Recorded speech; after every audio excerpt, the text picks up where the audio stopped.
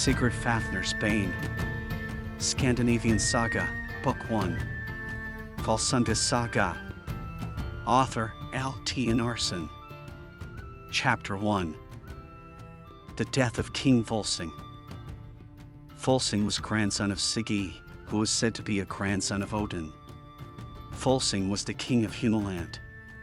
He was renowned for his heroic deeds and sportsmanship, the greatest warrior and victorious in all the battles he had fought on his expeditions. He had 11 children, 10 sons and 1 daughter. The eldest son, Sigmund, surpassed most men in intelligence and in skills with arms. The daughter, Signa, was the most distinguished and beautiful lady in the realm. Her wit was sharp, her eyes bore the color of the ocean, and her hair was like the silver glow of the moon. Many men sought her hand, but few were the suitors that fell into King Volsung's liking.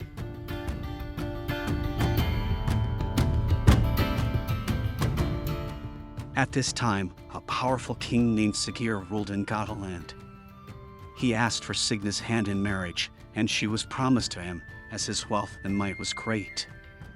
On the appointed day, Sigurd came to Volsung's estate to marry Signa, and with him came many men of great renown. King Volsung had a hall in which a large oak tree grew in the middle, its branches stretching out through the roof and shading it. Fires were lit along the sides of the hall, in which the men and their women sat in the evening.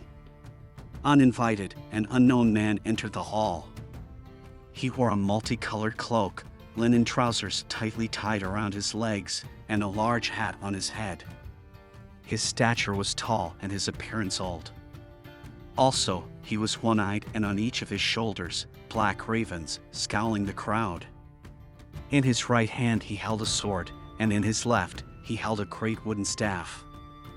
As he approached the oak tree, he thrusted the sword at the trunk so fiercely that it sank all the way to the hilt. "Whoever pulls out this sword shall receive it as a gift from me, and it shall be proven that he has never wielded a better sword than this," the old man said. After that, he left the hall, and no one knew who he was or where he went. The men in the hall looked upon each other, and then approached the tree. No one seemed to be willing to try pulling out the sword, but then Sigurd stepped forward and took a firm hold. But the sword was firmly stuck. One by one, the men attempted to loosen the sword, but in vain. Finally, Sigmund, son of Volsung, stepped forward, seized the sword by the hilt, and pulled out the sword as if it had been stuck in butter instead of oak wood. It was such a magnificent weapon that no one had ever seen its like. King Sigurd, who by the whole of his heart wanted to possess the sword, offered Sigmund 3 times its weight in gold for it. But Sigmund replied, "With steady hand, this sword I wield. My grip unyielding, my fate revealed. It could been yours, had fate allowed. But now it's mine, forever endowed. No gold nor riches can make it yours, for fate has closed those very doors. With each swing, its power grows, and with this sword, my legend flows." Sigurd was angered at these words and thought that the answer was insulting, but he pretended not to care about it. However, that same evening, he thought about how he could take revenge and come into possession of the sword. In 3 months' time, before Sigurd returned home, Sigurd invited Volsung, the new father-in-law with his sons, to come visit him in Gotaland, and that the king should bring as many followers as he wanted and deemed fit for his honor. King Volsung promised to come, and Sigurd went home with Signa, his newly wedded wife. Once Sigurd had set sail, he looked at King Volsung and his retinue, and said to himself, "Insult me once, I'll not forget. In vengeance now, my heart is set. I'll bide my time, but make no doubt. I'll have that sword, I'll pry it out. In 3 months' time, I'll host a feast. My guest will be a fearsome beast.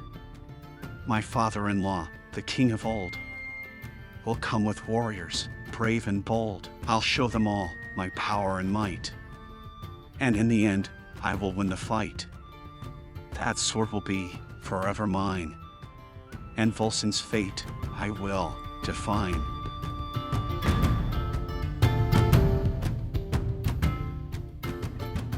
At the appointed time, Volsung and his sons set out to visit King Sigurd. They traveled upon 3 ships, all well-manned, and arrived late one evening in Gotaland. During the first night by the shore, Signa appeared in her father and brother's ship. She had swum out to warn them of Sigurd's impending treachery. She told them that Sigurd had gathered a great army, and urged them to return to their own land, gather as much men and strength as they could, and then return to take revenge.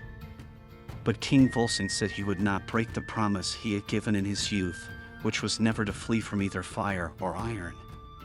He looked on Signa and said, "I hear your words, my daughter brave, of Sigurd's army and the threat he gave. But I am bound, by oath I swore, to never flee from iron's roar. I've kept it true throughout my life, and even now, in my old age and strife, I'll not back down, nor will I flee from any foe who comes for me. My sons and daughter I hold dear. Their honor I'll protect without fear. For death will come to all in time, and will face it, however crime."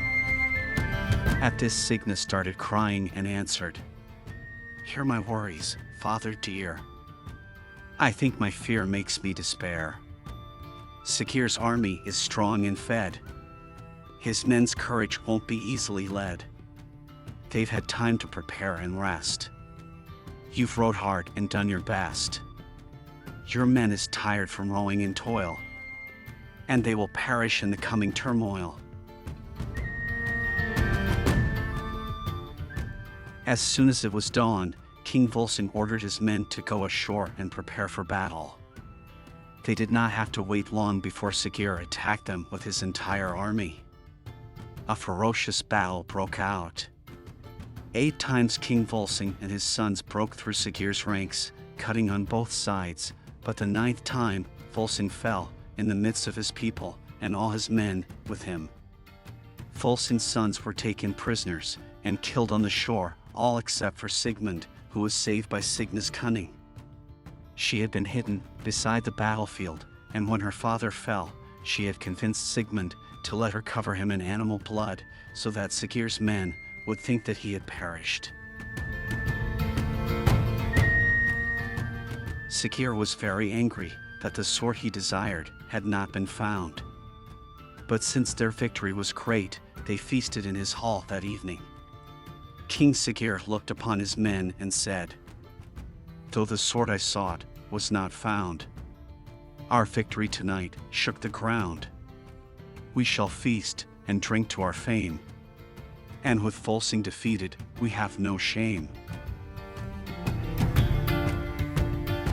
They cheered each other and bragged about how they had defeated Volsung, the greatest warrior, and how they had provided Odin's ravens with meat to feast upon. Sigmund later that night, when the guards turned careless by drinking, avenged his father and brothers by setting fire to King Sigurd's hall, burning him to death, and most of his men with him. And in that fire, his sister Signa perished.